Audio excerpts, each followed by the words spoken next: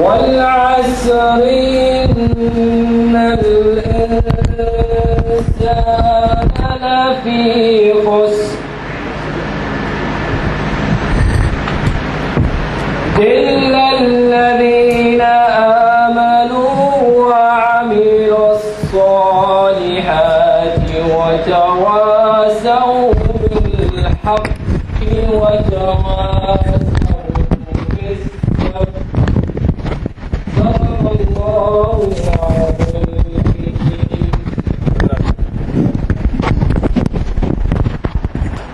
As you know, today that we have gathered here to listen to Mr. Professor Ahmed Rafiq, and the topic for today is curiosity, chaos and conflict.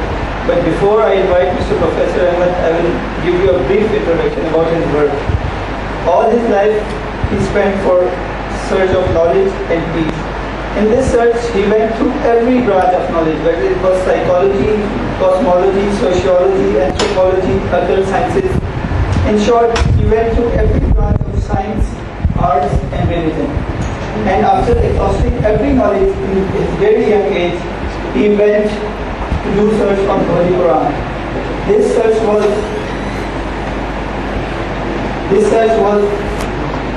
there on the span of 8 years. And after overall research of 35 years, his major work was that he developed a thesis which was on concept of God.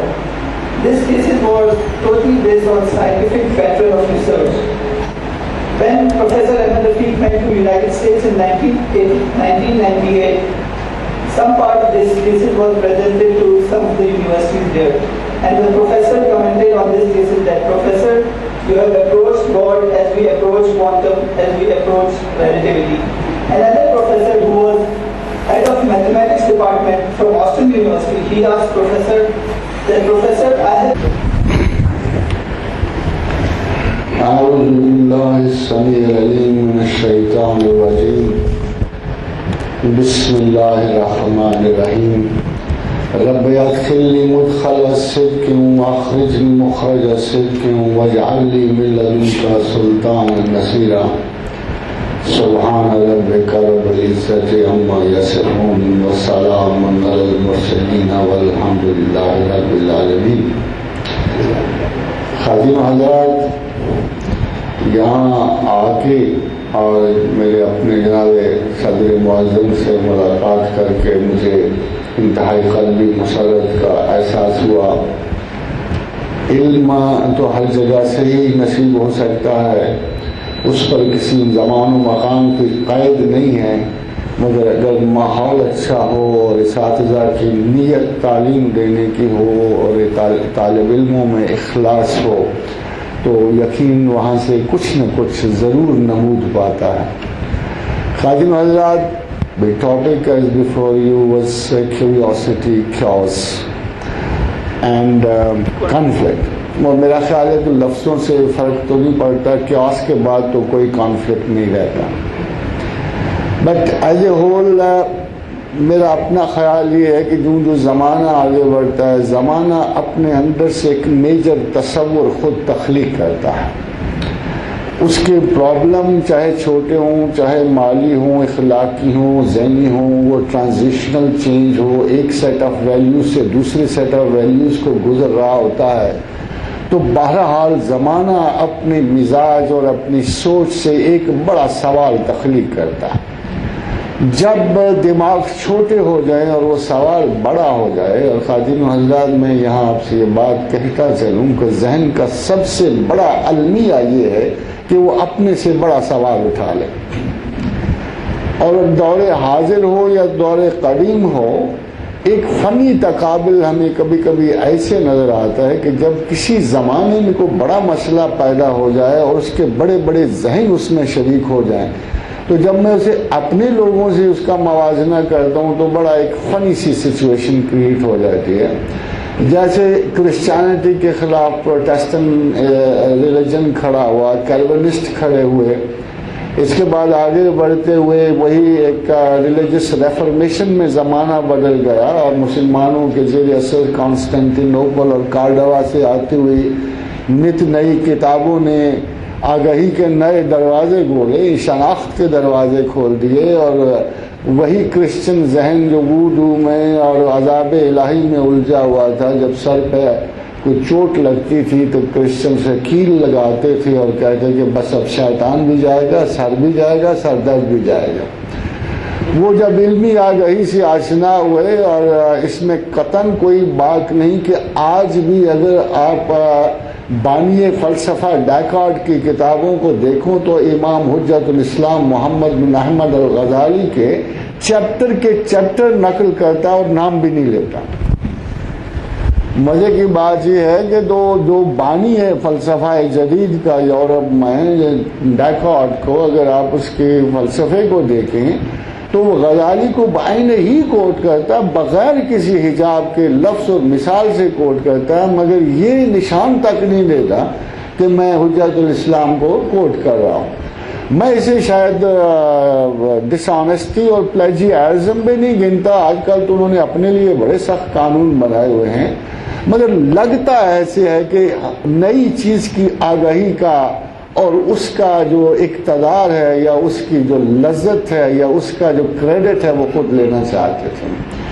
اسی طرح اگر اسی زمانے میں آپ German poetry کو دیکھیں، Goethe کو، they were in touch with the east, تو حافظ کے اشعار کوٹ کیے ہوئے ہیں انہوں نے، اور ان کی خود تعریف بھی کی ہے. اور جرمن نے جو سلام مغرب پیش کیا ہے مشرق کو، اس کا تو سر عنوان جو ہے وہ بھی حافظ شیراز کا ایک شعر ہے، اور وہ بھی کوئی اتنا اچھا شعر نہیں ہے. حیرت یہ ہوتی ہے کہ حافظ شیراز کے بہت اچھے شعر تھے، اور پتہ نہیں گوئٹے کو وہی ایک شعر اچھا لگا کہ اگر ترک شیرازی بدستار دل مورا بخال ہندوش بخشم سمرکند و بخارا.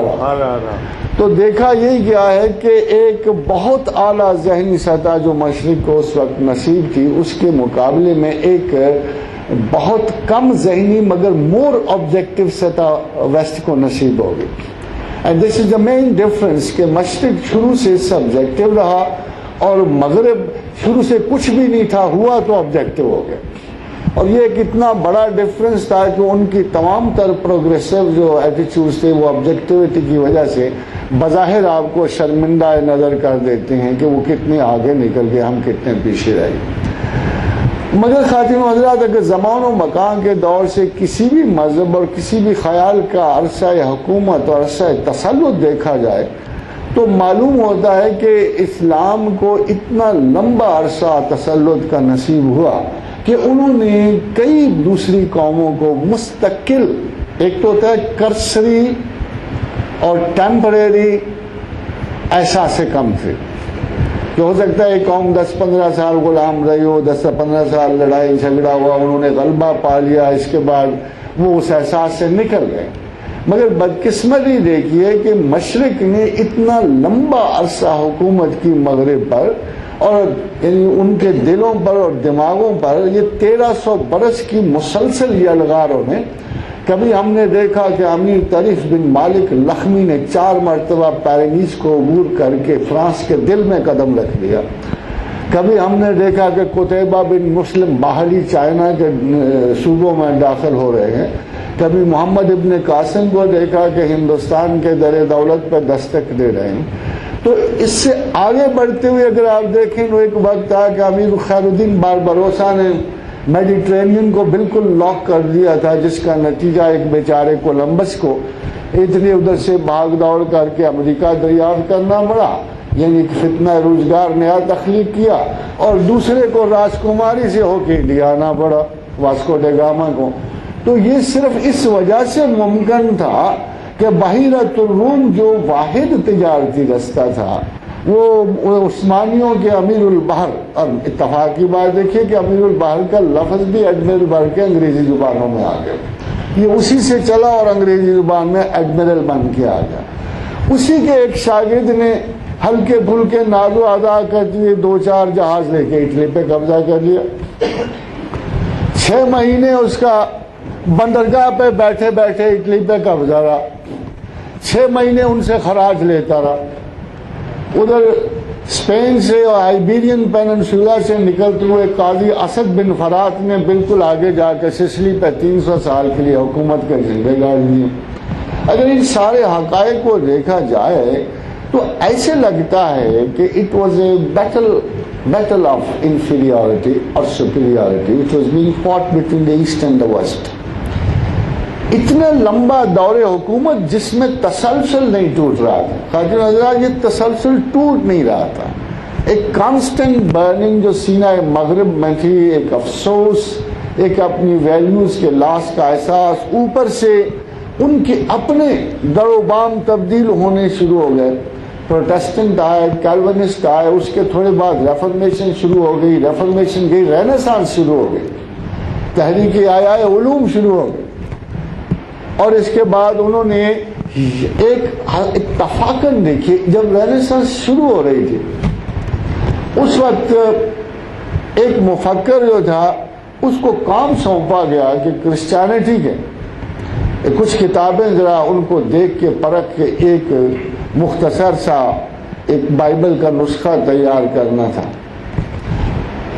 وہ موصوف ہالی ہاکس تھے, پادری تھے. کارڈینل کے حکم سے جب انہوں نے نسخہ بائبل اور اناجیل دیکھنے شروع کیے تو پتہ لگا یہ تو سارے کے سارے ایک کا دوسری طرف رخ کا, ایک کا دوسری طرف ہے. تو اس نے ایک پورا مقالہ لکھا اور مقالے پہ لکھ کے اس نے پوپ کو پیش کیا کہ اے بندہ قدرت, اے خداوند حال ماں, یہ جو جتنا آپ نے مجھے کام دیا ہے یہ تو عجیب و غریب کام ہے, اس میں تو کوئی صداقت موجود نہیں, اور اگر میں یہ لکھوں گا تو نہ یہ مقالہ بنتا, ساری عیسائی دنیا جو ہے آپ سے منحرف ہو جائے گی. اس کے بعد پادری صاحب نے, جو پوپ صاحب نے یہ نہیں سنا اس کی بات, انہوں نے اسے منحرف قرار دیا. 3 سال اس کو جیل میں رکھا. 3 سال جیل رکھنے کے بعد Holy Hawks was the first ever philosopher who used the word secular. یہ اس کے بعد بریڈ لاؤ نے اسی لفظ کو آگے بڑھایا اور اس کے 2 قول بڑے مشہور ہوئے. پھر ایک تو اس نے کہا the one who wants to be a good secular should be a good atheist.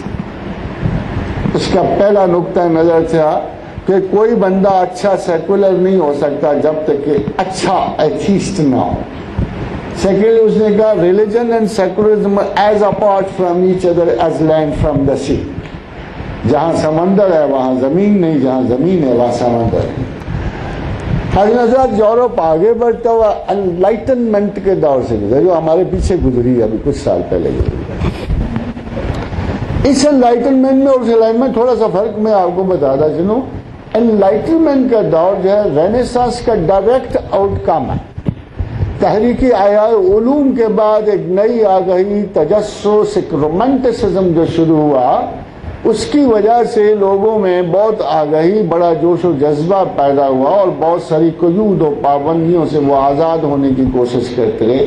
Maximum religious اور باقی چیزیں بھی انہوں نے چرچ کی جہاں جہاں اثر و رسوخ تھا اسے نکالنے کی کوشش کی, اس سے فارغ ہوتے رہے, حتیٰ کہ they were capable and they were able to do away with the religion.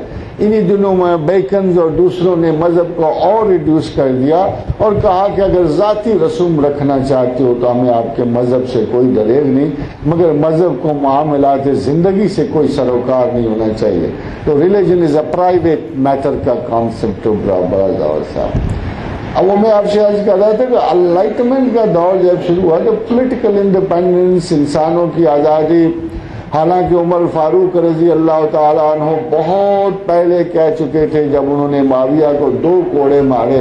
اس نے صرف دربان رکھا ہوا تھا شام کے محل میں, اسے طلب کیا گیا, عمر فاروق نے 2 کوڑے مارے. عمر فاروق کا مزاج ہی ایسا تھا, نہ بڑے کو بخشتے تھے نہ چھوٹے کو.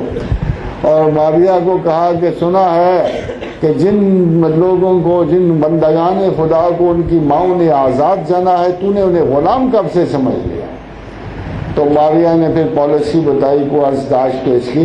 یہ جملہ تو بہت کم لوگوں کو یاد رہا, مگر والٹیئر کا جملہ بڑا لوگوں کو یاد رہا, جس نے انلائٹنمنٹ کی بنیاد رکھی. روسو نے, اس کے بعد اپنے ہابز, لاک, دوسرے فلاسفرز ہیوم وغیرہ جو آتے رہے, اور کہ the man was born free but everywhere he is in shackles.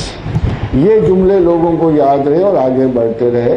بہرحال ایک بات جو یورپ اور ایسٹ میں فرق رہی کہ یورپ کے اعلیٰ ترین دماغ کسی موومنٹ کو شروع کرتے رہے. وہی انلائٹمنٹ جب پاکستان آئے تو جناب سب سے پہلے چودھری شجاعت نے شروع کی، اس کے بعد اپنا طارق عزیز نے شروع کی، اس کے بعد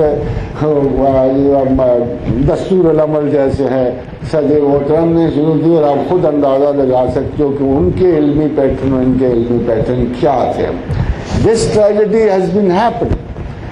مگر آج سے اگر تھوڑی دور پیچھے، جیسے میں نے آپ سے کہا ہر عصر اپنا سوال خود نکالتا ہے، تو اگر آپ 60s کے عشرے میں جائیں تو ہمیں پتہ لگتا ہے کہ یورپ پہ فلسفہ وجودیت کی حکومت، ایگزسٹینشل فلسفی کی حکومت، جو جدھر سے بھی آیا اس نے، جو مشرق سے مغرب کو گیا بغیر فلسفہ وجود کے واپس نہیں آیا.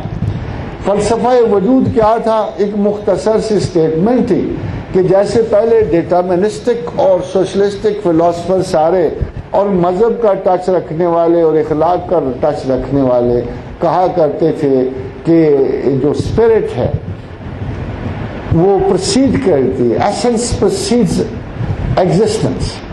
ان کا کہنا یہ تھا کہ روح وجود پہ غالب. بڑے بڑے فلاسفر اس زمن میں بھی آئے جنہوں نے اسے بڑا ڈیفینڈ کیا، مگر جب سیکنڈ ورلڈ وار شروع ہوئی، فرسٹ ورلڈ وار ہوئی، انسانی ہلاکت کی یہ جو ہمارے سامنے مثالیں آئیں، ایک خوفناک المیہ اور ٹراما مغرب کے پر قائم ہو گیا. اتنی بڑی ہولناکیوں کو سہارنا شاید مغرب کے دماغ میں ایک کانسٹنٹ ایلوسینیٹری آرڈر چھوڑ گیا. اگر آپ غور کریں تو جاپان سے اب بھی گاڈزیلا کی فلمیں آتی ہیں، ڈریکولا کی فلمیں، گاڈزیلا کی فلمیں. یہ سوریلسٹک پیٹرن آف مائنڈ ہے. جب اذہان میں اور امتوں کے ذہن میں خوف کی ایسی بڑی علامتیں سما جاتی ہیں جس میں ہر چیز تباہی و ہلاکت کا نشان بن جاتی ہے، تو ادھر سے آتے ہوئے جن کو کسی بڑے حادثے کا ٹراما پیش آتا ہے، تو اگر آپ غور کریں تو یہ جو آج کل کی فلمیں ہیں، مار دھاڑ، بڑی بڑی عمارتوں، جس میں ایک اصلی واقعہ 9/11 کا بھی ہو گیا. وہ ایک چھوٹے سے بندوں نے وہ گاڈزیلا والا کارنامہ کر کے دکھا دیا، اور تباہی و ہلاکت کے وہ خواب جو مغرب بڑی مدت سے دیکھ رہا. انفیکٹ اس میں مسلمانوں کا کوئی قصور بھی نہیں لگتا ہے کہ اتنی بڑی سائیکی نے کولیکٹ ہو کے جمع اثر ڈالا ہوگا کسی مسلمان کو، اس بیچارے نے جا کے دھماکہ کر دیا. جب آپ شروع سے ایٹم بام کے گلٹ میں پڑے ہوئے اور ہر وقت یہی سوچ رہے ہو کہ دنیا تباہ ہو رہی ہے، دنیا برباد ہو چکی ہے، بڑے بڑے خوفناک المیے پیش آ رہے ہیں. اگر یورپ سے آتی ہوئی آپ فلموں کو دیکھیں، ان کے انڈیپینڈنس ڈے کو دیکھیں، ان کو تو یہی لگتا ہے کہ کبھی وہ زمین سے نکلتے ہوئے بہت بڑے بڑے حادثوں کے خوفزدہ ہیں، کبھی آسمانوں سے اترتے ہوئے حادثوں سے خوفزدہ ہیں. That psyche is under trauma. اب اس ٹرامیٹک سائیکی کو ایک عنصر مل گیا، ایک یوں سمجھیے کہ 9/11 کے بعد اس سائیکی کو ایک سینٹر مل گیا ہے، ایک کور مل گیا ہے کہ جی جو کچھ بھی ہے شیطان رجیم کے سب سے بڑے ایجنٹ یہ بندگان خدا مسلمان ہیں. So they are on their way to crush, kill, crack, to throw atom bombs, تو زمینوں کو الٹنے پلٹنے کے چکر میں یہ سیکولر سوسائٹی جو ہے آگے بڑھ رہی ہے. بائی دا وے خواتین و حضرات، میں نے دیکھا یہ ہے کہ آج تک جتنی سوسائٹی زمین پہ گزری ہیں سب سے زیادہ ریجڈ، ڈاگمیٹک، فنڈامنٹلسٹ سیکولر فلسفی ہے. یہ عجیب سی بات ہے اگر آپ تھوڑا سا انالیسس کرو کہ ایک مذہبی آدمی ایک آزاد خیالی برداشت کر لیتا ہے، ایک مذہبی آدمی ایک ہندو کی اپنے سامنے پرستش برداشت کر لیتا ہے، ایک مسلمان کرسچن میں جانا ان کا برداشت کر لیتا ہے، ایک مسلمان ان کی رسم و رواج کو پوری طرح برداشت کر لیتا ہے. اس کی وجہ مسلمان فراخ دل نہیں ہے، یہ نہیں ہے، بلکہ بدقسمتی سے اس کے کوڈ آف کانڈکٹ کا حکم ہے کہ لا اکراہ فی الدین، نہیں جو جیسے چاہتا ہے. وہ پیغمبر کو اللہ میاں کہہ رہا تیرا کام صرف پیغام پہنچانا، ان تو فورس مت کر. اللہ میاں بڑے صاف لہجے میں اپنی پوری ڈکٹیٹوریل پاور کے ساتھ اعلان فرما رہے ہیں کہ آپ کیوں سر کھپاتے ہو؟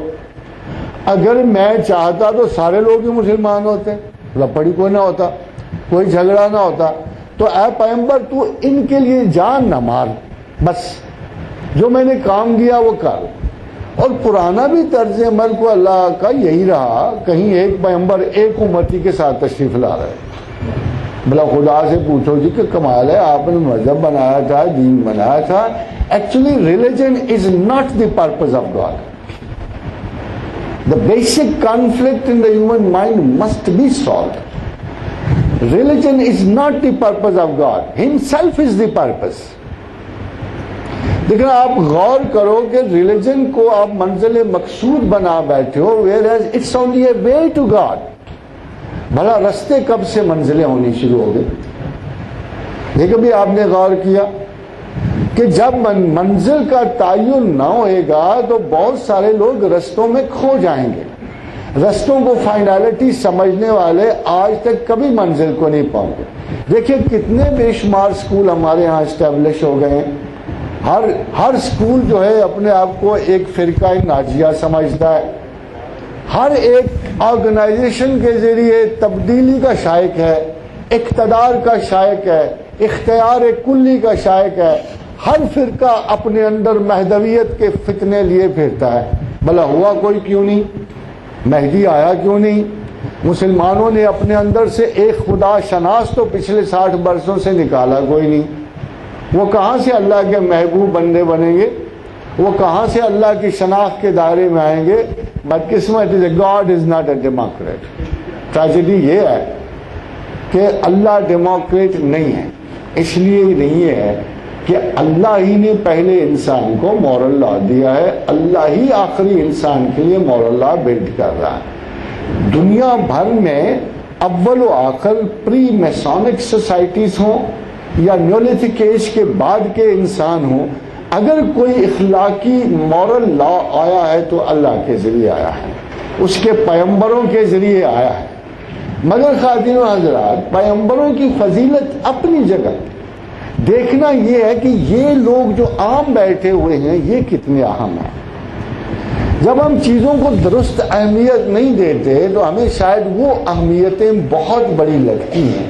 یہ تو میری محبت اور عقیدت کی وجہ سے میرے لیے کائنات کی سب سے بڑی انسانی ویلیو محمد رسول اللہ صلی اللہ علیہ وسلم ہے. مگر آپ رسول اللہ سے تو پوچھ کے دیکھیں, وہ تو کہیں گے میں تو امپورٹنٹ ہی نہیں ہوں, میں تو ان ہزاروں کروڑوں اربوں لوگوں کے لیے آیا ہوں.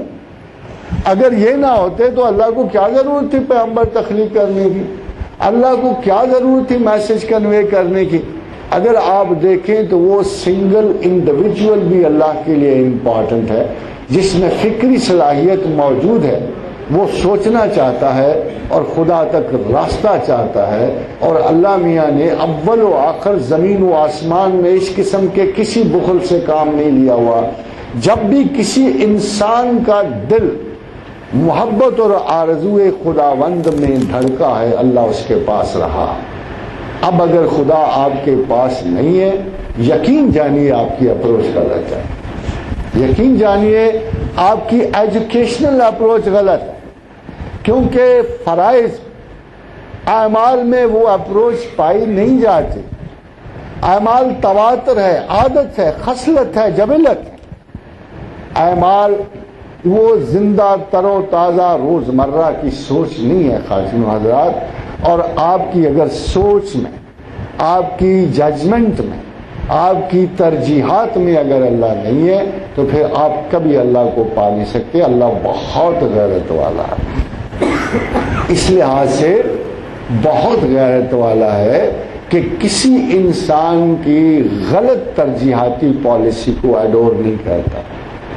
اور ترجیحاتی پالیسی میں سب سے بڑی غلطی یہ ہے کہ کریٹر کو لاسٹ ڈگری آف اپروچ میں رکھا جائے اور کریٹڈ چیزوں کو اس سے برتری دے کر ان کے لیے پہلے زندگی گزاری جائے. اس پہ وہ کوئی مصالحت نہیں کرے. اللہ if you want to get him on one day you can get him in one day, مگر اس بڑی ذہنی اپروچ کی حفاظت کریں جس میں اس غلطی کا امکان ہوتا ہے. اللہ تعالیٰ نے ذہنی انسان کو ایک انہیرنٹ کوالٹی بخشی ہے, وہ کسی سائنسدان نے اس میں نہیں انٹروڈیوس کی, کسی باہر کی تعلیم نے نہیں انٹروڈیوس کی. پیدائشی انسان میں ایک کوالٹی اس نے رکھی ہے کہ وہ ایک سیلف اسسمنٹ آف پرائیورٹی سے گزرتا ہے. اس کو پتا ہے میں صبح اٹھنا ہے, خواہ طالب علم ہے, بڑا ہے, چھوٹا ہے, کہ میں نے کیا کرنا ہے. آج کے دن میرے لیے کیا اہم ہے. کیا آپ نے دیکھا نہیں کہ کالج، تعلیم، یونیورسٹی اس دن رہ جاتی ہے جب کوئی آپ کا عزیز مر جاتا ہے. سڈنلی دی پرائیورٹی سفر اے شاک، ایک ان یوزول پرائیورٹی کھڑی ہو جاتی ہے. اور کوئی جب تک انسان کا ذہن ان پرائیورٹیز کے تواتر سے نہیں گزرتا اسے سینس آف ججمنٹ میں ڈیولپ نہیں ہوتی. اللہ نے یہ انہیرنٹ کوالٹی رکھی ہے ہر برین میں کہ وہ اپنی اپنی پرائیورٹیز کو اسٹیبلش کرتا ہے.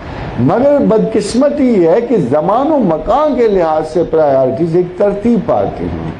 ایک طالب علم کی اگر ٹاپ پرائیورٹی اپنی تعلیم ہوتی ہے اور اس کی ایکسٹرا کریکولر ایکٹیویٹیز، اس کے محبت، اس کے ذوق شوق، اس کی ادبی لطافتیں، اس کی ذہنی نزاکتیں سیکنڈری سٹیجز پہ ہوتی ہیں. وہ طالب علم جو تعلیم کو پرائیورٹی نہیں سمجھتا وہ یقیناً کسی درسگاہ سے کامیاب ہو کے نہیں نکلتا، اس لیے کہ اس نے اس دور کی پرائیورٹی کو نگلیکٹ کیا ہوا ہے. Similarly, throughout the proceedings of the life, ہم ایک بڑی پرائیورٹی جو پوری زندگی کی پرائیورٹی ہے اس کو بھول جاتے ہیں. وہ پوری زندگی کی پرائیورٹی سمجھنے کے لیے ہمیں پورے کے پورے مذہبی فلسفے کو پرکھنا ہوتا ہے. But we don't do justice. We do no justice with religion, no justice with God. ہمارے 28-30 سال ایک چھوٹے سے سبجیکٹ کی اسپیشلائزیشن میں گزر جاتے ہیں. اور اللہ کیا آسان ہے، اللہ کیا آسان ہے. آپ خود غور کیجئے کہ زندگی میں اسے کوئی وقت نہیں دیا، اندھا دھند اعتقاد سے اسے مانا کیے اور قبر تک اسی طرح اندھا دھند جو ہے اعتقاد کو لیے پھرتے رہے اور ہم نے بڑے دعوے کیے کہ ہم اچھے مسلمان ہیں. خادم حضرات، یہ اندھا دھند اعتقاد اگر خدا کو قبول ہوتا تو اسے زمین و آسمان بنانے کی کوئی ضرورت نہیں تھی. اگر اسے اندھا دھند اعتقاد منظور ہوتا تو اسے مذہبوں کے مابین فرق ڈالنے کی کوئی ضرورت نہیں تھی، اسے کتابیں نازل کرنے کی کوئی ضرورت نہیں. اندھا دھند اعتقاد تو پہلے سے چل رہا تھا. اندھا دھند اعتقاد تو ملائکہ میں موجود تھا. اندھا دھند اعتقاد تو اس کے تمام قرب و جوار میں موجود تھا. سب لوگ اسے اندھی پرستشوں میں مصروف تھے. کسی کی مجال نہیں تھی کہ اسے جلال کبریائی سے دریغ کرتی، کسی کی مجال نہیں تھی کہ اس کے وجود عالی مقام کا انکار کرتے. کوئی بھی ایسا نہیں تھا زمین و آسمان میں جو اندھے اعتقاد پہ قائم نہیں تھا، مگر وہ اس اندھے اعتقاد سے خوش نہیں تھا. ظاہر ہے علم والا تھا، ظاہر ہے عقل کی تخلیق کرنے والا تھا، اسی سے دانش کا منبع وہی منبع خروج تھا، وہی مالک تھا، وہی کریم تھا. اس نے عقل کو تخلیق کیا، اس نے کہا مجھے ذرا چل کے دکھا. کیا نرت تھے، کیا انداز تھے، کیا خوبصورتی تھی، کیا رنگ ڈھنگ تھے، کیا معقولیت پائی تھی عقل نے. ایسا حسن جو نہ ملائکہ میں تھا نہ زمین و آسمان میں تھا. اللہ نے تفاخر فرمایا کہ میں نے کیا خوبصورت تخلیق کی، شاید تخلیق کی ہے. پھر عطا و بخشش کا وقت آیا. اس اوج ثریا کی مخلوق کا عقد جو ہے اس زمین کے زلزلہ کل فخار میں سے گزرتے ہوئے گندے کیچڑ کی اولاد میں سے، جسے اللہ بار بار آپ کو یہ کہا متقیوں کو خاص طور پہ یاد، وہ جو بڑے نیک بندے نا مسلمان جو دوسروں کو کافر و حقیر سمجھے ان کو بڑا یاد کراتا ہے. اس نے کہا فلا تزکوا انفسکم، دانشورو زیادہ متقی نہ بنو. بھائی وہی ہے جانتا ہے نا، ہمیں اندر سے جانتا ہے باہر سے جانتا ہے. میں تو اپنے کسی بھائی کو نہیں کہہ سکتا کہ زیادہ متقی نہ بنو، وہ جانتا ہے نا، اس لیے کہتا ہے فلا تزکوا انفسکم، زیادہ متقی نہ بنو، مت کہو اپنے آپ کو پاک باز. ہو اعلم بمن اتقی، میں اچھی طرح جانتا ہوں تم کتنے پاک باز ہو. بھلا کیوں؟ جب ان کو پاک بازی کی حیثیت بتاتا ہے تو یہ نہیں کہتا میں تمہارا فلانا عمل دیکھ رہا ہوں، نہیں یہ نہیں کہتا. کہتا ہے میں تمہیں اس دن سے جانتا ہوں، اس دن سے جب میں نے تمہیں زمین کے دامن میں سوکھتے ہوئے کالے کیچڑ میں گندے کیڑے کی طرح رکھا تھا، میں تمہیں اس وقت سے جانتا ہوں. پھر کہتا ہے میں تمہیں اس وقت سے بھی جانتا ہوں. دوسرے اوریجن کی طرف اشارہ کرتا ہے. جب میں تمہیں ایک عمل میں ایک مصروف، ایک فضول اور غیر حقیقت پسندانہ عمل میں سے گزارتے ہوئے جب تمہارا پہلا جرثومہ حیات جب جو ہے تمہارے ماں کے پیٹ میں رکھا ہوا، اس وقت سے بھی جانتا، یعنی اوریجنز کی بات کرتا، انسان کے سب سے پہلے اوریجن کی بات کرتا، انسان کے دوسرے اوریجن کی بات کتنی اچھی طرح جانتا، خود سوچ رہا، اسے کیا بھاگنا، فلا تزکوا انفسکم هو اعلم بمن اتقى، مت متقی کہو اپنے آپ کو۔ ادھر یہ پرابلم یہ ہو گیا خادین و حضرات کہ بر صغیر میں متقیوں کی بہار آ گئی، اتنی فصل کھلی، جو اٹھتا تھا اسکول آف تھاٹ متقی اسکول تھا، جو اٹھا اس نے طہارت جدا کر لی، نقشے بنا دیے، شلواروں پہ تقوی چلے گئے، بالوں پہ تقوی چلے گئے، یعنی تقوی پہ تقوی۔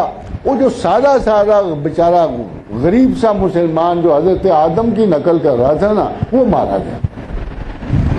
حضرت آدم کا تو فلسفہ ہی مختصر سا تھا، بھولے بالے سے بسری ہوئی بڑی پرانی داستان ہے، مگر اصول تو موجود ہے نا۔ اصول تو یہ ہے کہ سب سے پہلا کام جو ادرا غور سے سن لو، آپ بڑے فن خان بنتے ہو نا، طالب علموں کو جائے، سب سے پہلے وہ سب سے پہلا کام جو وجود آدم سے متعلق ہوا وہ خطا تھی، موضوع گناہ فرما گئے۔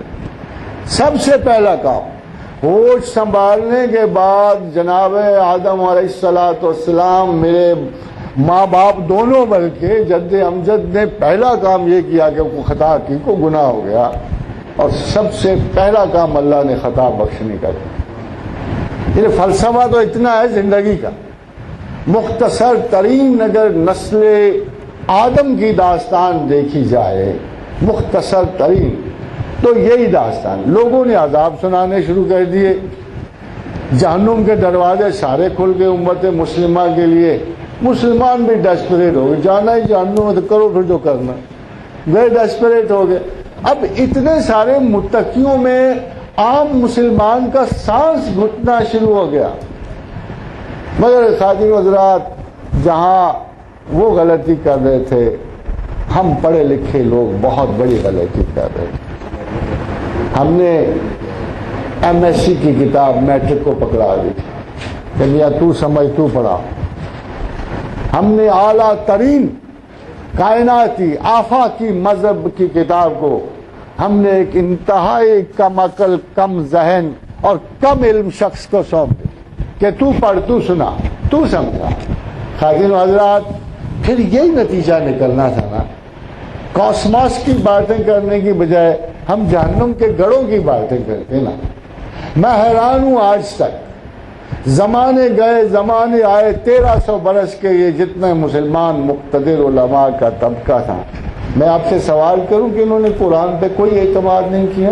1300 برس ایک عالم کی مثال نہیں دے رہا، جملہ علماء جو بڑے بڑے نام، جن کے نام آج آپ حیرت اور محبت اور عزت سے لیتے ہیں، انہوں نے سب کچھ کیا، نہیں اعتبار کیا تو قرآن پہ نہیں۔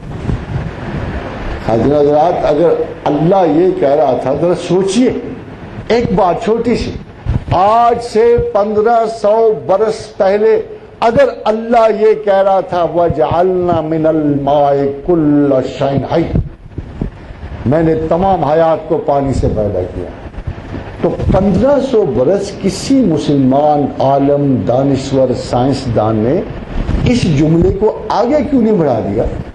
ابھی آپ دیکھ لو، ہمارے پاس ہمیں علم ہے کہ گریکس نے کیا کہا لائف کے اوریجن کے بارے میں، ہمیں پتا ہے کہ رومنز نے کیا کہا تھا اوریجن آف لائف کے بارے میں، نہیں پتا تو ہم اللہ کا نہیں پتا۔ اگر آپ 1990 میں یا 2000 میں آ کر اگر آپ کی سائنسز قرآن کی اس آیت کی کنفرمیشن تک پہنچ گئی ہیں کہ واقعی Allah was right, Allah is always right, ہے جو سچا، تو اگر اللہ یہ کہتا ہے کہ I created all life out of water, آپ خود سوچو کہ اگر 14ویں یا 13ویں صدی کا کوئی مسلمان اس تھیسس کو آگے بڑھا دیتا، اس ریسرچ کو آگے بڑھا دیتا، قرآن پہ اعتبار کر جاتا کہ اللہ ٹھیک کہہ رہا ہے، اللہ ٹھیک کہہ رہا ہے، واقعی میں نے تمام زندگی جو ہے پانی سے پیدا کی ہے. تو آپ سائنسز میں کتنے ایڈوانس ہوتے ہیں؟ کبھی آپ سوچ رہے ہو؟ Entire biological studies would have been credited to Muslims. آج کی بجائے بھائی آج کی انتہائی تحقیق کو تو آپ ابتدال کے طور پہ لے لیتے خدا کی طرف سے، ایک اعتبار کی وجہ سے. کسی عالم نے اعتبار نہیں کیا. ٹولیمی پہ کیا. اب ذرا غور کیجیے گا، بڑا فنی سی لطیفہ ہے کہ ٹولیمی نے کہا دی ارتھ از the centre of the universe. یہ چلتا رہا. بیچ میں کوپرنیکس کو 1542 میں 43 میں آیا، اس نے کہا no earth is not the centre, sun is the centre of the universe. یہ بھی چلتے رہے، حتیٰ کہ کارل سیگا نے کتاب کو پچھلے برسوں میں لکھی. دا فیمس کاسمولوجسٹ کارل سیگا نے کتاب لکھتے ہوئے جملہ لکھا ہے کہ مسلمان سائنسز کے خلاف. ہمارے ڈاکٹر ہود بھائی بھی ایسے جو ماشاء اللہ بھائی، میں نے کبھی سوال کرتا ہوں کہ اسلام میں تو سائنسز ہیں ہی کوئی نہیں، بھلا پوچھو آپ تو ہو نا، آپ کا نام کون سا کتاب تحقیق میں آ گیا ہے؟ تو موصوف یعنی معترضین جو ہیں، اب ذرا یہ اسی بات پہ جو چھوٹی سی بات ہے اس پہ غور کیجیے گا کہ ٹولیمی نے 3000 سال قبل کہا، کوپرنکس نے 1542-43 میں کہا، ایک نے کہا زمین ساکت ہے، ایک نے کہا سورج ساکت. اب اس سے آگے بڑھتے ہوئے ہم دیکھتے ہیں کہ جی ایک نیا تھیسس آ گیا کہ there are some stationary stars, there are some moving stars. متحرک اور جامد اسٹارز میں بات چلی گئی. Nobody went to. مسلمانوں نے بالکل وہی. کارل سیگا نے کتاب میں عبدالعزیز کا فتویٰ درج کیا حرمین اور شریفین کے مکہ کے عالم کا، کہ اس نے یہ فتویٰ دیا کہ اگر کوئی شخص کہے گا کہ زمین متحرک ہے یا زمین گول ہے تو اس کی گردن کاٹ دی جائے گی. یہ فتویٰ اس نے کوٹ کیا، اور اس فتوے سے وہ مثال لایا کہ اسلام سائنسز کے کتنے خلاف ہے. ذرا پیچھے جائیے، قرآن ان دونوں کے بیچ میں ہے. کیا قرآن نے کیا کہا تھا اور ہمارے علماء کیا کر رہے تھے اس وقت؟ قرآن نے کہا وَسَخَّرَ الشَّمْسَ وَالْقَمَرَ وَالنَّجُومَ مُسَخَّرَاتٌ بِأَمْرِهِ.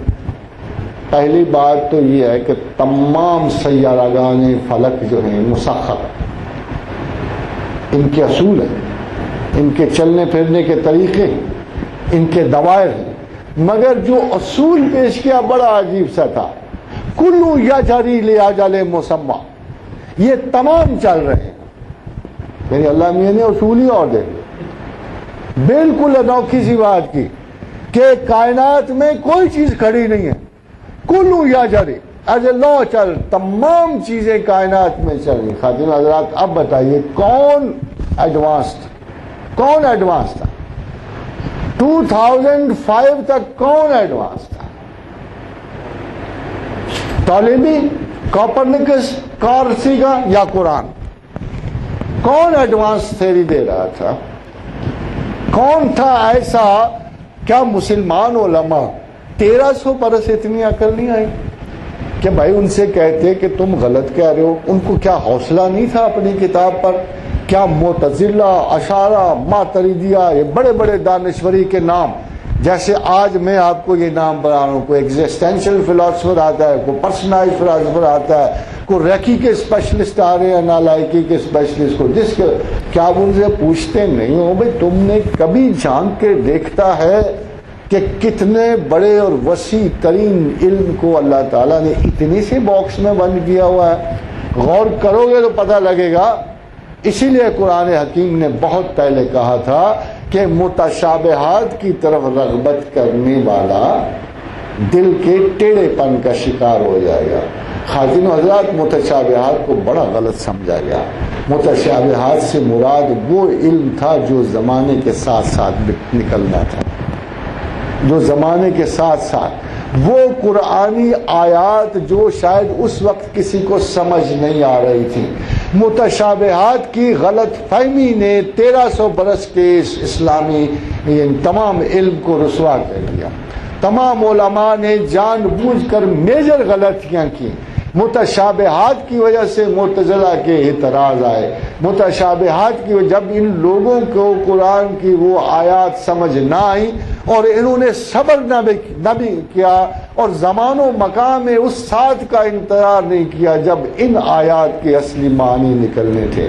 ان آیات کے معنی خواتین و حضرات نکلنے تھے 20th سینچری میں.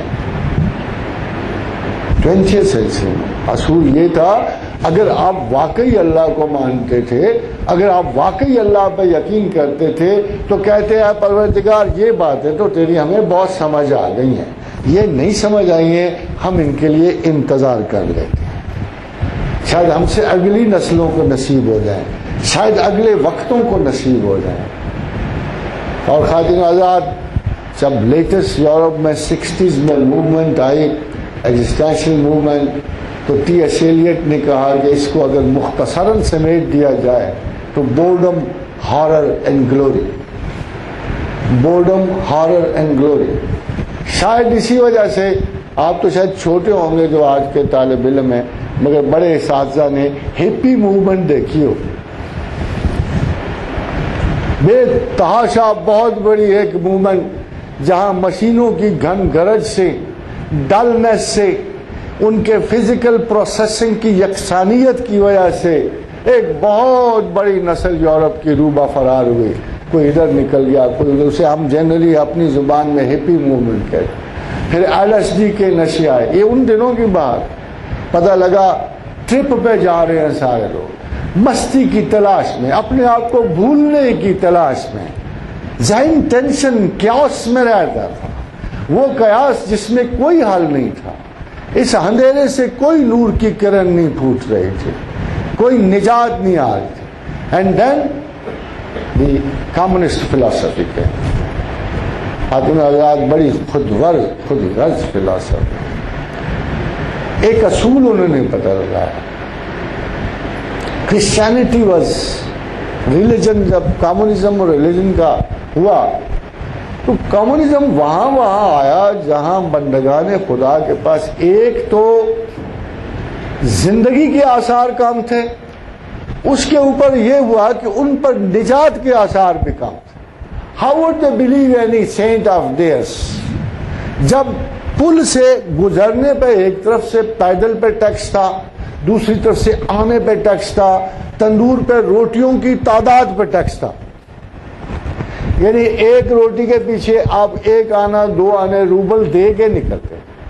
ایسے عالم میں دی ورسٹ ایریا اگر آج بھی آپ کو دیکھنا ہو تو دنیا کے سب سے بڑے ادیب جو ہے ریئلزم میں وہ رشنز ہیں. آپ ٹالسٹائے دیکھیے, مائیکل شولوخوف دیکھیے, شونسٹین دیکھیے, آپ ان لوگوں کو دیکھیے, دوستویسکی کو دیکھیے کہ جو کرب و بلا اس وقت موجود ہے اس میں ایک کام کرتا ہے کمیونزم. جب ایسے حالات تخلیق ہو جائیں تو وہ ڈاگما پہ اعتراض کرتا ہے. جو لوگوں کے ایج اولڈ فیتھ اس نے سنبھالے ہوتے ہیں بڑی مشکل سے, وہ ان پہ اعتراض کرتا ہے, ڈاگما کو توڑ دیتا ہے. ڈاگما کے پاس صلاحیت نہیں ہے انکوائری کا جواب دینے کی. یہ اصولاً کمیونسٹ اور سوشلزم کو پتا تھا کہ ڈاگما کے پاس صلاحیت نہیں ہوتی, ملا کے پاس صلاحیت نہیں ہے ماڈرن انکوائری کو جواب دے. اس کے پاس صلاحیت نہیں ہے کیونکہ وہ اپنے ریجڈ سٹانس سے ہٹ نہیں سکتا.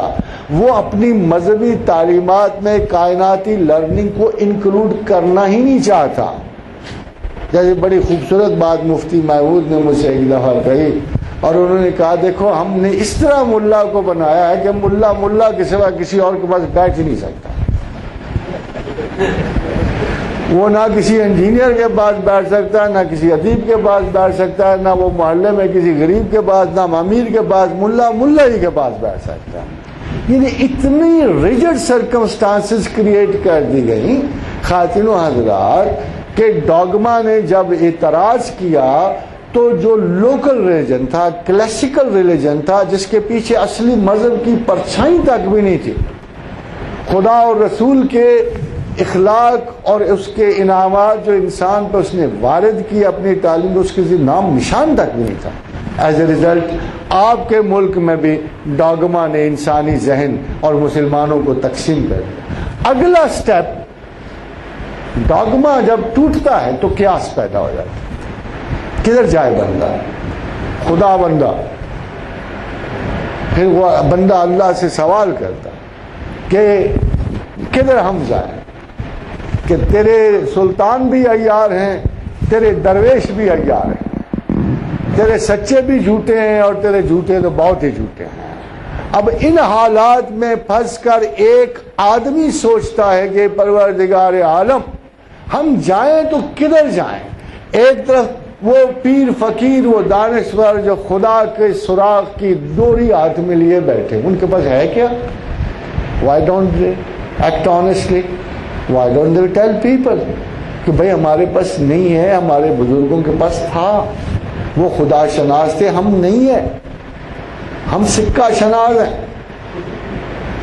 ہم اور ہمیں نظر نہیں دو گے تو ہماری آنکھیں نہیں کھلے گی، ہمارے منہ سے تمہارے لیے دعائیں نہیں نکلے گی۔ نظرانہ نہیں، سود ہے پیران حرم کا، ہر خرقہ سالوس کے اندر ہے مہاجر، میراث میں آئی ہے انہیں مسند ارشاد، زاغوں کے تصوف میں عقابوں کے نشیمن۔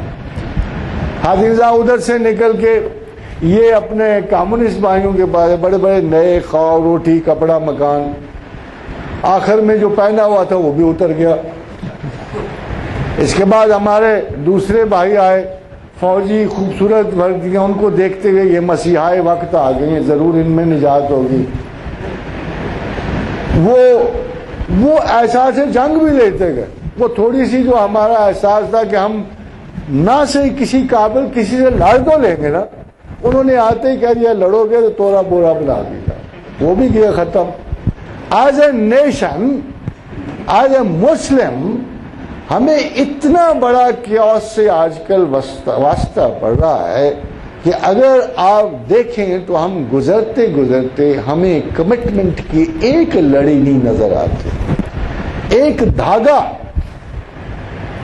دھاگا نہیں نظر آتا، نہ مذہب میں نہ سیاست میں کہیں سے روشنی کی ایک کرن بھی نہیں پھوٹ رہی۔ پھر آج کیوں دیوانے ہو آپ جسٹس کے لیے، کیوں مار دھار کرو؟ بالآخر آپ کو تھوڑی سی محنت کرنی پڑتی ہے، بالآخر آپ پہلی مرتبہ شاید آپ کی آرزو، میں اب بھی آپ کو وارن کرتا ہوں، there is maybe no truth in up there، مگر آپ کی یہ آرزو ضرور رنگ لائے گی۔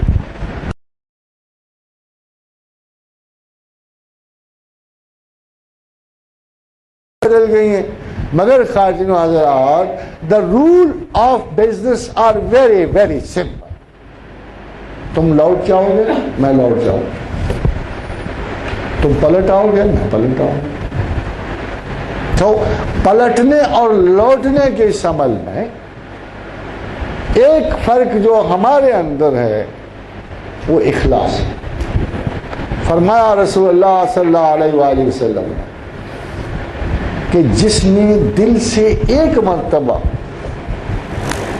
لا الہ الا اللہ کہا اس پر دوزخ کی آگ حرام ہو۔ بڑا سستا سودا۔ پرویز صاحب کو بڑی تکلیف ہوئی،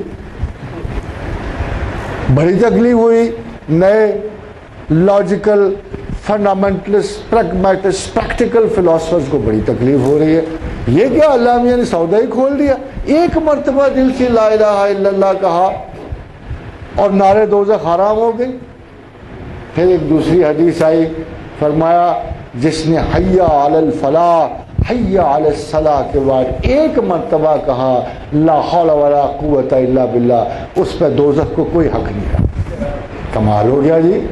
چھوٹے چھوٹے فکرے، چھوٹی چھوٹی باتیں، معمولی سی باتیں، اس پہ آپ کی دوزخ ختم ہو جاتی ہے، آپ کے لیے جنت واجب ہو جاتی ہے۔ مگر خاتون حضرات، اتنی چھوٹی باتیں نہیں۔ جب آپ کو کہا جائے نیکی کو آؤ، جب آپ کو کہا جائے فلاح کو آؤ، کیا واقعی آپ کی اللہ کے ساتھ یہ کمٹمنٹ موجود ہے کہ آپ زبان سے ایک مرتبہ کہہ سکو اے مالک و کریم، میں نے سوچا، سمجھا، غور کیا، فکر کیا، میں نے یہ ٹوٹالٹی میں اپنی ہر نس، ہر زندگی کی رگ، ہر خیال پہ تجھے حکمران پایا، اگر تو توفیق دے گا تو میں یہ نیکی پا سکوں گا، اگر توفیق نہیں دے گا تو میں نہیں پا سکوں۔ کیا آپ کہہ سکتے ہو اس طرح؟ وہ ایک سجدہ جسے تو گراں سمجھتا ہے 1000 سجدوں سے دیتا ہے آدمی کو نجات۔ وہ ایک فکر، وہ ایک ذرہ اخلاص، وہی آپ کی نجات کا باعث ہے۔ اور مجھے آپ یقین یعنی اب یہ جو آپ کو فتح بھی نہ نصیب ہو رہی، وہ تو بدبخت جنہوں جو آپ کے مخالف ہیں ان کی تو بدبختی ہے ہی، ان سے اللہ بعد میں نپٹے گا، مگر تمہارے ہوتے ہوئے نہیں نپٹے گا، اس لیے کہ وہ اس کو تعصب موجود ہے، غصہ سے بڑا آ رہا ہے کہ یہ کیا کر رہا ہے، امریکہ بہادر اور برطانیہ بہادر اور نیٹو بہادر، کر کیا رہا ہے، اس کو غصہ بڑا آ رہا ہے، مگر آپ کے سامنے نہیں انہیں مارے گا، اصول ہے نا کچھ، اس لیے کہ وہ آپ سے زیادہ سچے، اپنی خباثتوں میں سچے، اپنے ظلم و تعدی میں سچے، اپنے جبر میں سچے، اور آپ اپنے اسلام میں جھوٹے ہو، آپ اپنے اخلاص میں جھوٹے ہو۔ کیا قرآن نے یہ نہیں کہا وَلَا تَهِنُوا، سستی نہ کرنا میرے بارے میں، سوچو وَلَا تَحْزَنُوا، غم نہ کرنا، میں زندگیوں میں تمہارے لیے بڑی مشکلات پیدا میں پہلے بھی کرتا چلا آیا ہوں، آج اگر تم دشواری میں ہو، آگے کو کمال نہیں ہوا، ہم حسبتم ان تدخلوا الجنة ولما یاتکم مثل الذین خلوا من قبلکم مستهم الباساء والضراء وزلزلوا حتی یقول الرسول والذین آمنوا معه متی نصر اللہ۔ تم سے پہلے بھی بڑی قوموں کو میں نے بڑے زور و شور سے رگیدا ہے، زلزلوں میں ڈالا ہے، تباہیوں میں ڈالا ہے، ان پہ مشکلات بہت آئی ہیں۔ یاد تو کرو جب بنو قد نظر کے زمانے میں دانیال گزر رہا تھا 70,000 قیدیوں کے ساتھ، اس پیغمبر کا کیا حال ہوا ہوگا؟ جب 70,000 یہودی قیدیوں کے ساتھ بنو قد نظر کے قافلے بابل کی طرف روان تھے، اور جسے آپ بخت نصر کہتے ہو، اتنا برا سلوک اس قوم کے ساتھ، اس میں پیغمبر بھی موجود تھا، دانیال نبی بھی موجود تھے، پھر آہوزاری ہوئی، پیغمبروں نے کی، ان کے تابعداروں نے کی، شب زندہ داروں نے کی، زمین کے عبادت گزاروں نے کی، تھوڑوں سے نے کی، تھوڑے سے، سلۃ من الاولین و سلۃ من الاخرین، مگر خدا شاید ایک کی بھی سن لیتا ہے، ایک کی بھی سن لیتا ہے۔ قیامت نہیں آئے گی، رسول اللہ صلی اللہ علیہ وسلم نے ارشاد فرمایا، اگر زمین پر ایک بھی اللہ اللہ کہنے والا شخص موجود، قیامت نہیں آئے۔ معیار ہی کوئی نہیں اس فیکٹری کا، یہ جو ہیومن فیکٹری ہے جو 2012 میں 7 ارب ہو جائے گی، اس کا معیار علامہ بتاتا ہے کہ اگر 7 ارب میں مجھے ایک آدمی مل گیا نا اللہ اللہ کہنے والا، تو بھی میں قیامت نہیں لاؤں گا۔ Imagine the futility and wastage of life۔ اللہ میاں کو کسی کی پرواہ نہیں ہے، 300 برس کی حکومت فرعونہ کو ایک بندے سے الٹا رہے ہو۔ تمہیں آرگنائزیشن چاہیے، اسکول آف تھاٹس چاہیے۔ وہ تو کہتا ہے میں ایک آدمی پہ مہربانی کی نظر تو ڈالوں، مگر کہتا کیا یا حسرۃ علی العباد، بڑی حسرت ہے لوگوں تم پر، ایک خوبصورت شے بنائی اور تمہیں عطا کی امانت کے طور پر، سوچا تھا سوچیں گے، پڑھیں گے، لکھیں گے، یہ نسل انسان چھوٹی عمر میں زمانوں سے گزرتے ہوئے ایک ایک لفظ کر کے کتاب دی، قرآن ایک ایک آیت کر کے دی۔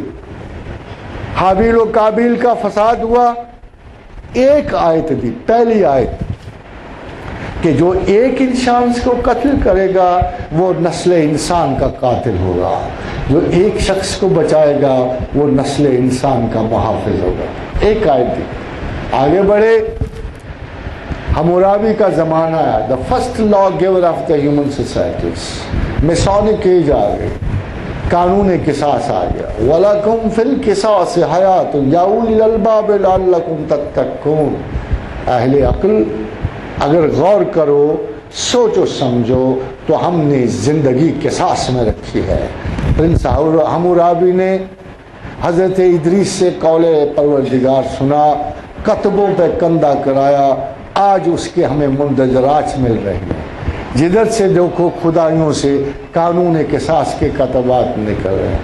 عزیزہ، ایک ایک آیت کر کے اس ابھرتی ہوئی نسل انسان کو 30,000 سال کے لمبے عرصوں سے گزرتے ہوئے وہ 1500 برس پہلے تک لایا۔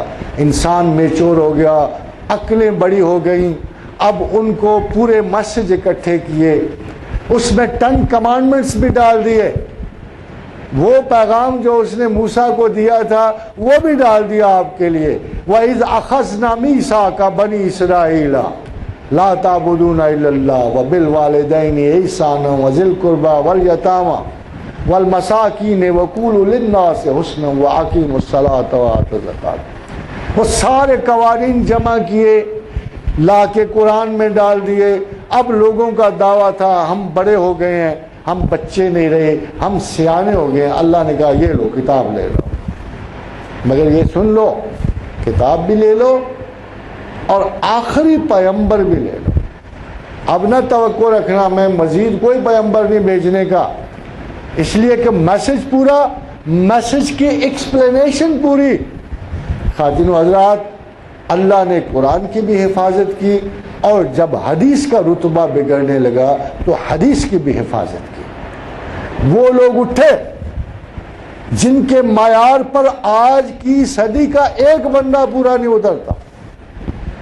آپ اگر وہ روایت اور درایت دیکھ لیں، وہ معیار حدیث دیکھ لیں جس پہ بخاری اور مسلم اور ابی داؤد نے احادیث مرتب کی ہیں، تو آج آپ کے اس دور کا ایک بندہ معتبر نہیں ٹھہرتا۔ میں نہیں معتبر ٹھہرتا اپنے بارے میں صاحب، اتنے کڑے معیارات میں قوانین حدیث کی حفاظت۔ یہ تو ٹھیک ہے کہ آپ کہہ سکتے ہو یہ حدیث کمزور ہے، کیوں نہ ہو، جب محدثین نے آپ کو روایت میں بتا دیا کہ اس کا راوی کمزور ہے، مگر جب آپ کو حدیث مکمل مل جائے، محدثین کی روایت کے مطابق مل جائے، متواتر مشہور اور صحیح مل جائے، اس کے بعد بھی آپ کہو کہ حدیث کا رتبہ کم ہے یا یہ بات ناقص ہے، تو یہ آپ کے ذہنی ابتلا کی علامت ہے، صحت کی علامت نہیں ہو سکتی۔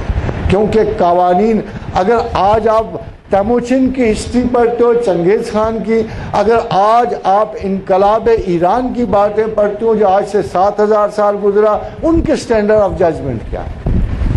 سائنسز کے کیا ہے خواتین و حضرات؟ کیا شہادتیں موجود ہیں سائنسز کی تصدیق کی آپ کے پاس؟ کب کہا تھا ٹولیمی نے؟ کب ملے تھے اس کے کاغذ؟ کب کوپرنیکس کے تھیسس آئے تھے؟ آپ کو the only law which establishes the truth of a statement is witness. If you have two witnesses, تو آپ کا قاعدہ قانون، آپ کی بات مصدقہ ہو جاتی ہے۔ مگر اگر آپ وہ قانون دیکھ لیں جو حدیث کے لیے روایت اور درایت کے مصنفین نے مقرر کیے ہیں، تو آپ کو حیرت ہوتی ہے کہ یہ حدیث بچ کے کہاں سے کیسے نکل آئی۔ حضرت حضرات دیکھیے زمانہ الٹ کیسے دیکھتا ہے۔ ایک بندہ اعتراض کرتا ہے کہ بخاری اور مسلم اس لیے غلط ہے کہ دیکھو جی 1,00,000 حدیثوں میں سے 4000 چنی۔ کیسی عجیب سی بات ہے، اسے کریڈٹ نہیں سمجھتا۔ حیران کن بات ہے کہ یہ اسے کریڈٹ نہیں سمجھتا کہ اتنے سخت سٹینڈرڈ تھے ان لوگوں کے کہ 1,00,000 میں سے بمشکل 4000 ان کے صحت کے سٹینڈرڈ پہ پورے ہوتے ہیں۔ وہ اسے الٹا نقص سمجھتا ہے، الٹا نقص سمجھتا ہے، ان کا تھیوریٹیکل ان کے ٹیسٹ کی نقص سمجھتا ہے۔ حاضرین حضرات، I think there's a lot of time pass because مجھے اندازہ ہے کہ شاید بجلیاں بھی ابھی آنکھ مچولی کرنے والی ہیں۔ The only possible thing is کہ there will be a conflict۔ جس ذہن میں conflict نہیں ہے وہ مردہ ہے، جس میں قیاس نہیں ہے اس میں راہ نہیں ہے۔ جب تک ہم کسی ذہنی بے بسی اور بے چارگی کا شکار نہیں ہوتے، ہمیں کسی اندرونی، خارجی اور بیرونی حل کی تلاش بھی نہیں ہوتی۔ مگر جب ہم حل کی تلاش کے لیے نکلتے ہیں تو ایک تب ہمیں بکھری ہوئی کائنات کے اس سیارے کی طرح جس کی کوئی منزل نہیں، فضائے بسیط میں بکھرتے ہوئے چلے جاتے ہیں، اور ایک طرف وہ میٹافزکس موجود ہے، وہ حقیقت موجود ہے، مگر وہ شناخت موجود ہے جس سے چلتے ہوئے ہم اپنے اصلی مقصد حیات اور وہ مقصد جو اللہ نے ہمارے لیے مقرر کیا، اِنَّا هَدَيْنَا السَّبِيلَ اِمَّا شَاكِرًا وَإِمَّا كَفُورًا، کہ تمام عقل و فراست اور زندگی تمہیں اس لیے دی کہ تم یہ فیصلہ کرنے کے قابل ہو سکو کہ میں ہوں کہ میں نہیں ہوں۔ جب آپ اپنے اللہ کو پہچان لیتے ہو، وَلَا تَهِنُوا وَلَا تَحْزَنُوا وَأَنْتُمُ الْأَعْلَوْنَ، خدا کہتا ہے مجھے اپنی عزت و جلال کی قسم ہے کہ تم غالب ہو، ان کنتم مومنین، اگر ایمان والے ہو۔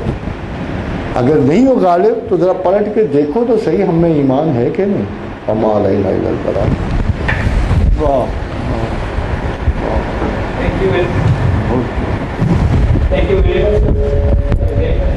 Now due to shortage of time, we cannot have a long question and answer session. I will just entertain one question and I will ask Abhishek please ask, because without his support this function was not possible.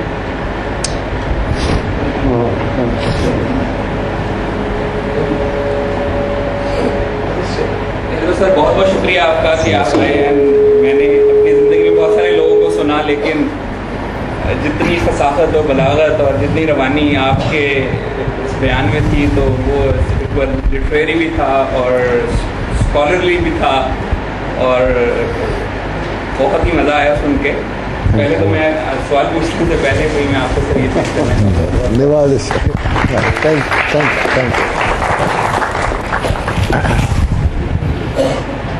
Sir, question میرا جو جس طرح سے topic یہ select کیا گیا تھا، اور اسپیشلی جو اس وقت پاکستان میں ایک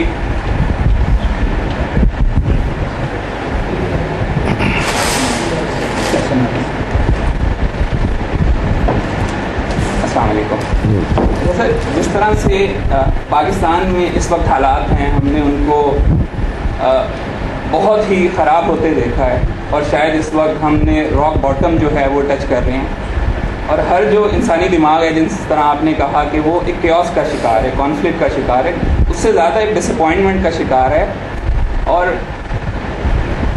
لگتا نہیں ہے کہ یا تو حالات بہتر ہوں گے یا چیزیں جو ہیں جس طرح سے جن لوگوں کے ہاتھوں میں ہماری قسمت ہے، ان پہ جن لوگوں پہ اعتبار تھا ان پہ بھی جو ہے اب لوگوں کو جو ہے وہ توقعات جو ہیں ہماری وہ ان سے بھی اب ڈس اپوائنٹمنٹ ہونی شروع ہو گئی ہے، اور دور دور تک دیکھنے میں بھی کوئی نظر نہیں آتا کہ کوئی جو ہے نا اس قوم کو یا ہمارے ملک کو جو ہے اس کیوس سے نکالے گا۔ اس سلسلے میں اگر آپ کچھ بتانا چاہیں۔ حضرات، تو میں بھی شاید کبھی سوچتا تھا کہ اس ملک کی غربت، اس کی آزردگی، بہت سارے افسانے ہیں ہماری بے چارگیوں کے اقوام دنیا میں۔ میں پچھلے دنوں میں ایک عجیب سی بات دیکھ رہا تھا کہ ہمارا جو باہر کا قرض ہے وہ $42 بلین ہو گیا ہے۔ تو پہلے تو میرے وجود پہ لرزہ طاری ہوا کہ یہ اب اور بھی بڑھ گیا ہے، کیا کریں گے یہاں۔ ساتھ ہی ایک چھوٹی سی خبر اور لگی ہوئی تھی کہ تھر کے کوئلہ کے ذخائر 12,000 بلین ٹن کے، چھوٹی سی خبر لگی ہوئی تھی کہ جو تھر میں پاکستان کے کوئلہ کے ذخائر ہیں 12,000 بلین ڈالر کی قیمت کے ہیں، اور اس کے علاوہ جو دوسرے علاقائی چیزیں اگر وہ ساتھ ملا دی جائیں تو جس شخص نے ایسٹیمیٹ کا، اچھا بھلا سائنسدان تھا یا تو بہت ہی نالائق سائنسدان ہوگا، میں تو نہیں کچھ کہہ سکتا، اس کا قول یہ تھا کہ 200 برس پاکستان کے ذخائر کم نہیں ہوتے۔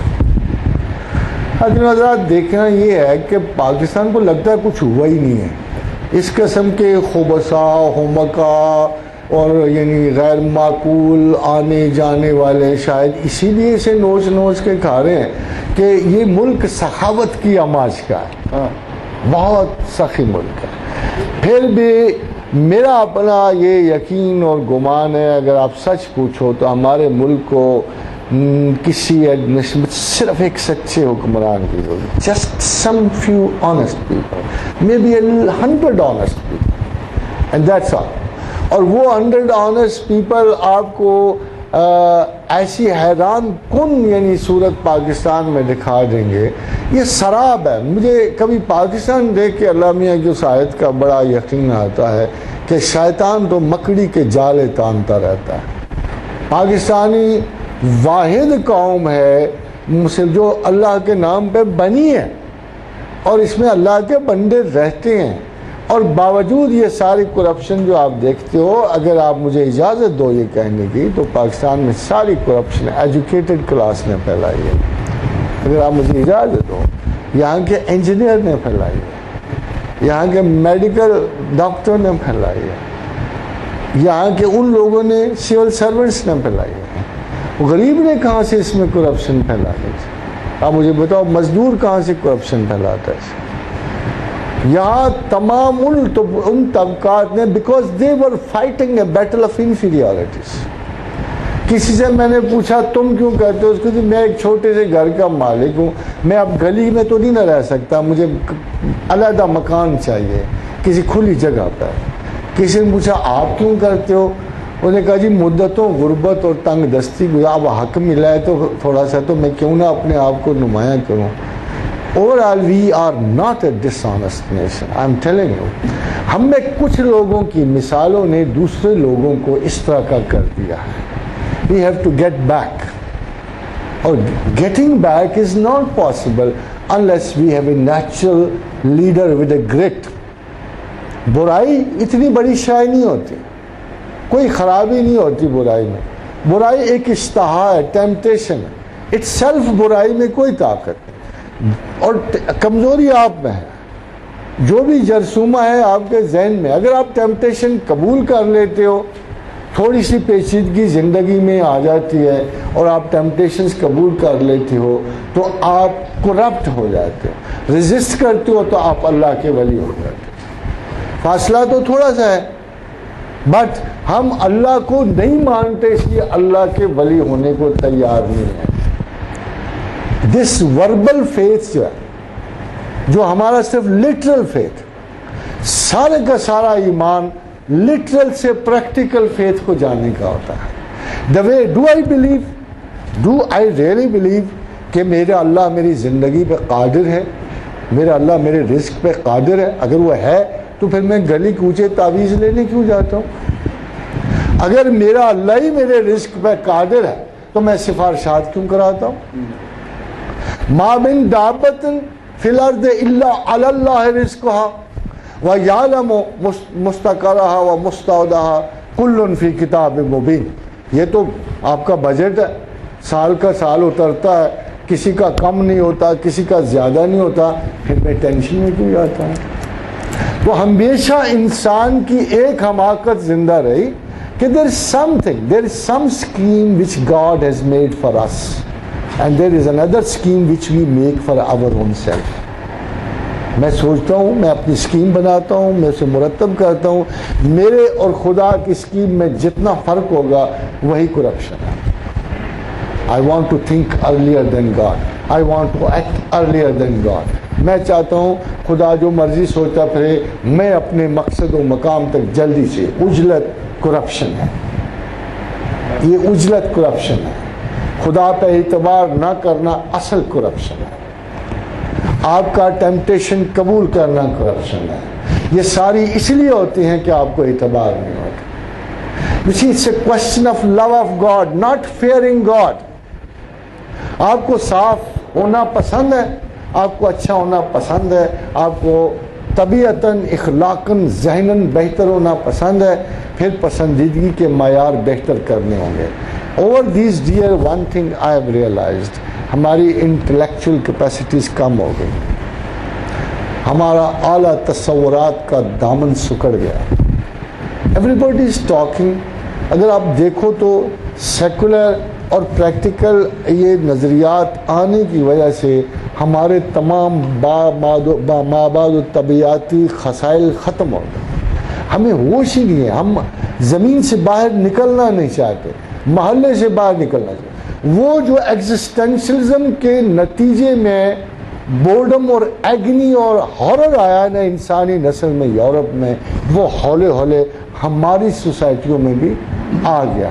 The only reason is ہم یقیناً ذہنی اور قلبی سطح پہ خدا سے دور ہو رہے ہیں. We must go back. وہی جو اللہ کہتا ہے کہ پلٹ آؤ، میں پلٹ آؤں گا. تم لوٹ جاؤ گے تو میں لوٹ جاؤں گا. I don't care. باقی اللہ نہیں کیئر کر سکتا. وہ بے نیاز ہے مگر وہ آپ سے بے حد و حساب محبت رکھتا ہے. وہ ہندو کی طرح نہیں ہے. ہندو بڑے نیکی کے کام کرتا ہے، بڑی خیر کرتا ہے، مگر صلہ کس سے مانگے گا؟ وشنو سے، شیوا سے، درگا سے، سرسوتی سے، کالی سے، کس سے صلہ مانگے گا؟ اس کے تو 1.5 لاکھ دیوتا ہے. مگر ہمارا مقصد و محور مربوط، منضبط اور موجود ہے. We know our God. We got to know our God. اور یقین جانو اگلے وقتوں میں کوئی زیادہ پیشن گوئیوں سے میں بھی یقین نہیں کرتا. I have no پیشن گوئی to say. مگر مجھے ایک دفعہ پوچھا تھا کسی نے کہ امریکہ کا کیا حال ہوگا. میں نے کہا انشاءاللہ کولمبس will rediscover امریکہ.